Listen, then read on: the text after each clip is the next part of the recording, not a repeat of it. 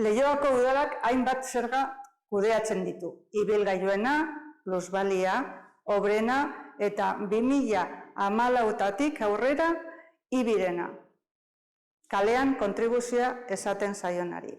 Jarduera ekonomikoen gaineko zerga Bizkaiko Foru Aldundiaren bidez kudeatzen da. Urtero, zergadunaren egutegi fiskala edo egutegia onartu eta Leioa Zabalik gardentasun eta gobernu irekiaren atarian argitaratzen da. Bertan, urtero, errepikatzen diren zergak eta tasak ordaintzeko data jasotzen dira. Adibidez, ibilgailuen zerga, lehen lauhilekoan ordaintzen dena edota kiroldegiko kuota eta ibia azken lauhilekoan.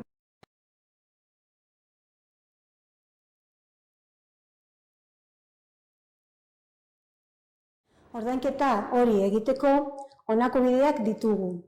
Ordainagiriak helbiratuta izatea, helbiratzeko eskatzea, edota ordainagiria iristen zaigunean zuzenean ordaintzea, eta ordaindu ahal izateko aukera desberdinak.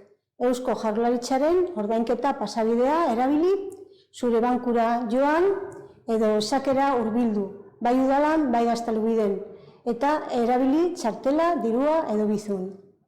Honekin lotuta, pago a la carta, frakzionamiento edo aplazamentori buruz hitz egingo dugu. Hau da, 150 eurotik aurrera, ordainketak 18 hilabetez geroratu edo zatitu daitezke, zenbatekoaren arabera. Honi interesa gehitu behar zaio.